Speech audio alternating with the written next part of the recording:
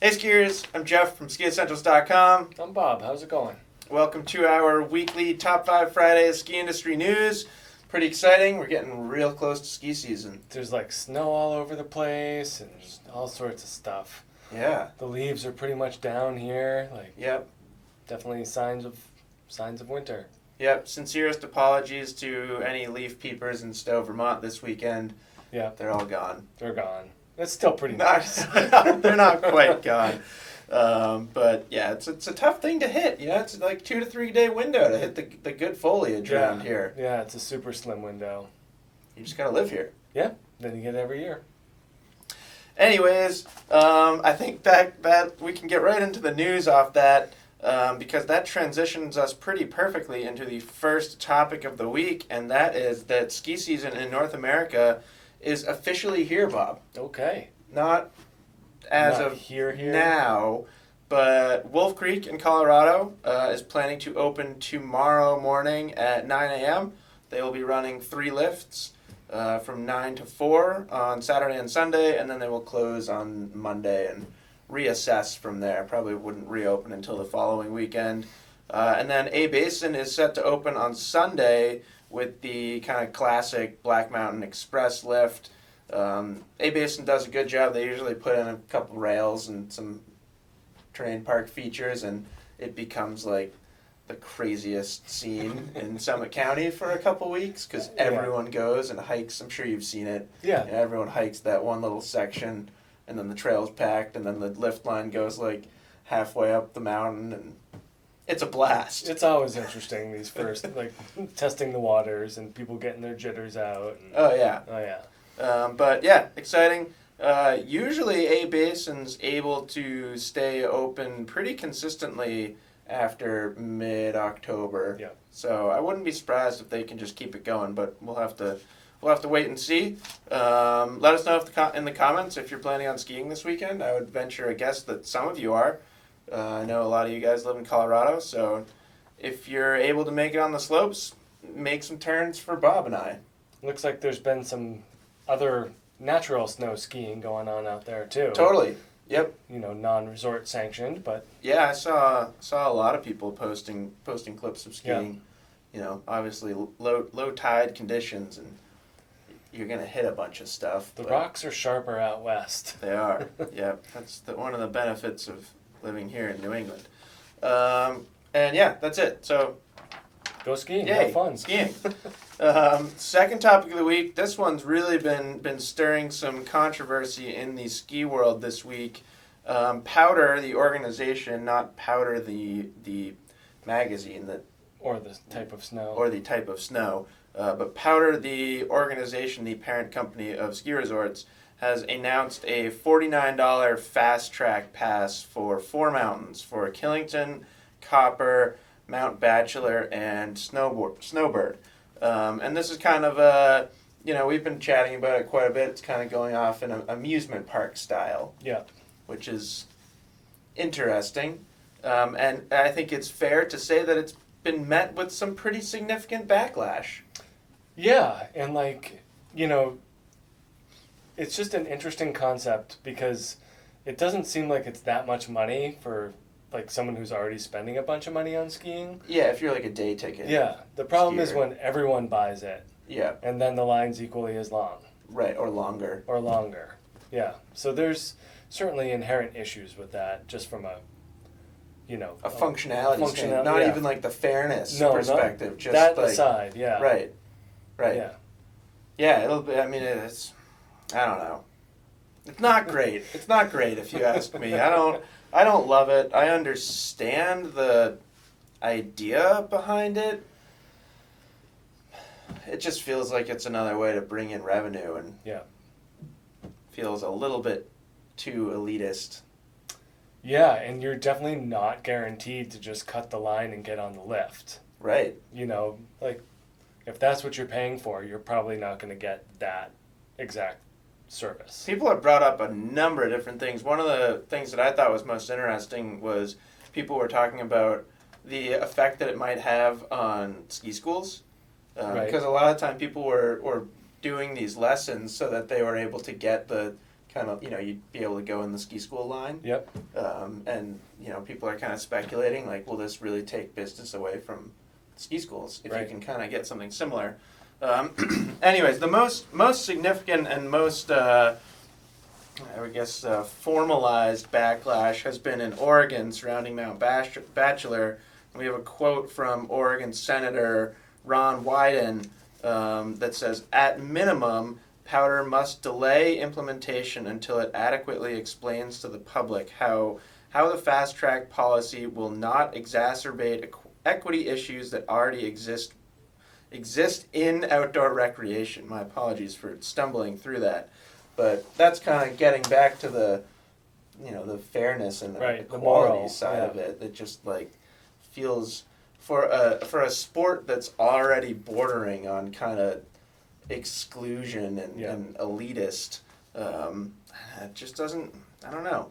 Just doesn't sit right with me. Right. Yeah. No, it's a tough one. And like I said, I just don't think that. Like if everyone, if hundreds of people get it and they're all there at the same time, then who gets to cut the lift first? Like eventually it's just going to be whoever's paid more gets to go first. Right. So I totally see like the government's issue with it being an equity issue. Absolutely. Like, I get it. And yeah, like where do you draw the line? Right. Like if you're going to have a $49 pass, why not have like a $1,000 pass? And you literally can get on the lift like whenever you want. And what if everyone buys that one? Right. Slippery slope. Yeah. So let us know in the comments what you think. Maybe you ski one of these mountains. You know what I think would be cool? We should go to Killington. Okay. And try it out. All right. Be kind of fun. Yeah, for You know what we should do? We should go to Killington, and one of us should get the fast track, and the other won't. Okay. And then we will determine a order of lifts and runs that both of us have to ski, and we'll see how much more skiing the person with the fast pass gets to do. So we won't get to ski together then? Probably not. All right. I think that'd be interesting, see what the value actually is on an average day. Yep. Are you getting that many more runs? I think we're probably thinking too deep into this, but anyways. That's the fun part. Yeah, let us know what you think in the comments. I'm sure you guys have opinions on this, and I would love to hear them. Third topic of the week, we have a interview with the incoming Vail CEO, Kirsten Lynch, through Bloomberg. We've talked about Kirsten a couple times here on Top 5 Fridays. Pretty exciting just to have a new CEO at Vail Resorts. We talked a little bit about her background. In this interview, we had kind of two highlighting subjects in our opinion. First is that they kind of highlighted the fact that she grew up in Chicago skiing the nearby Wilmot ski area. That was one of the first small ski areas that was acquired by Vail. So it kind of suggests that she probably understands the importance of small feeder hills. Yep. And you would think that both from a financial business perspective as the CEO of Vail and also as somebody who you would venture a guess has some childhood memories of having a good time at a small ski area. So kind of nice, that gives me a warmer feeling about a Vail CEO that they came from a small ski area like that. I came from a small ski area. Yep, as did I. Yeah, yep. So, they're really important. Go Shawnee Peak. Neshoba Valley. That was fun. Or Lost Valley. Does anybody ski Lost Valley? No. You ever skied Lost Valley? You ever ski Shawnee Peak? Nope. Shawnee Peak's great. You should take a night skiing trip to Shawnee Peak. Love night skiing. They definitely don't have Fast Pass. Everything's slow at Shawnee. Everything's slow. And then the other highlight from this interview was kind of piggybacking off stuff that we already knew about Kirsten, and that is that she's really big on data-driven decisions, and she kind of highlighted that her perspective is data doesn't just drive financial decisions, and she kind of used the example of lifts, so you can look at which lifts are used the most often, and that will help them determine where to allocate more resources, get people moving quicker. Maybe they upgrade a certain lift. Maybe they put a six-pack in somewhere where the mountain's receiving a lot of congestion. That feels better to me than Fast Pass solution. Yeah, it's a little bit more product and product Right. oriented. Use data to determine how Yeah. people are moving around your mountain and how to make the overall experience better. So it's not the longest interview, but check it out if you want some more insights from her.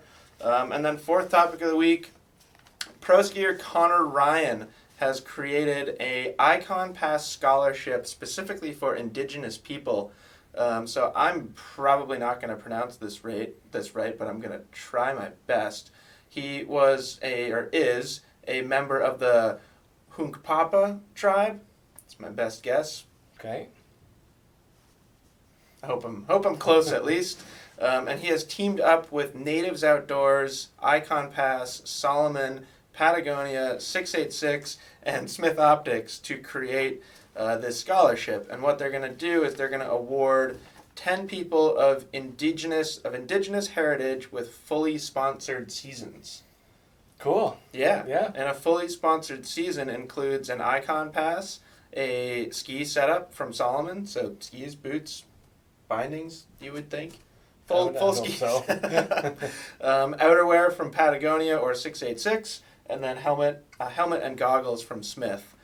So pretty cool. And they kind of he had quite a bit to say about it, and he kind of cited the irony of skiing's close ties to native lands and the contrasting lack of native participation in the sport. Yeah. Which has kind of been a theme. We've been talking about trying to get more diversity into skiing. We've also had the squaw thing. Yeah.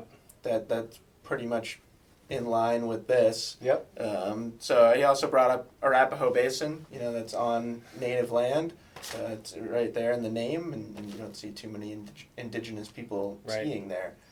So cool to see stuff like this. Yeah, good when an athlete uses their power to, in a good light and progress the sport. Yeah, and I think what's particularly cool about it is it doesn't feel like they're doing it from any kind of marketing perspective. Yeah. They're not trying to gain anything from this. He's literally just choosing 10 people and giving them stuff. Right, and those are the best types of programs. Yeah. It's just getting more people out on the hill. Yeah. Yeah. So that's awesome. Hopefully that gets some new people into the sport. Maybe they can share it with their families, and it's all good. All good stuff. And then lastly, we have our edits of the week. Some really interesting edits this week. First, we have Ski and Sail Iceland, which is exactly what it sounds like. A group of people skiing and sailing in Iceland. It's always really cool to me when you can, you're traveling by boat for ski destinations. Yeah. I just love the contrast of steep mountain peaks going straight into the ocean. Yeah, like the fjords and stuff like that. Exactly. And I think that's all pretty awesome too. Yeah, super cool. So if you enjoy that stuff, you'll really enjoy this. And then we have Ski Patrol Magic at Kicking Horse from Warren Miller Entertainment and Helly Hansen. Great little highlight of the Ski Patrol at Kicking Horse. Some awesome skiing in there too. Yeah. Ski patrollers are always some of the best skiers on the mountain. Yeah, they got to do it all anytime. Yep. Hats off to ski patrollers everywhere. And then we have a short little film called Licensor, the Last Great Unclimbed Mountain, from Epic TV. There's no actual skiing in this, but some really, really cool mountaineering, and just one of those short films that just tells a really good story. So check that out. You'll probably find it really interesting. And as we speak right now, as a special fourth edit of the week, Red Bull Rampage is live. Yeah, and really, really nuts. Yeah, we just watched a couple runs before we came in here to film, and I say we go watch a couple more. I don't know, just the anxiety is off the charts. It is stress-inducing just to watch it. If you've never seen Red Bull Rampage, go check it out, because I can't think of another event that's like it. No, it's pretty unique and amazing. It would be like Freeride World Tour, but if they did it I can't even think of the terrain. There's not really a snow equivalent if there's snow. Yeah. Anyways, go check out Red Bull Rampage. That's it for Top 5 Fridays, and we will talk to you next week. Bye.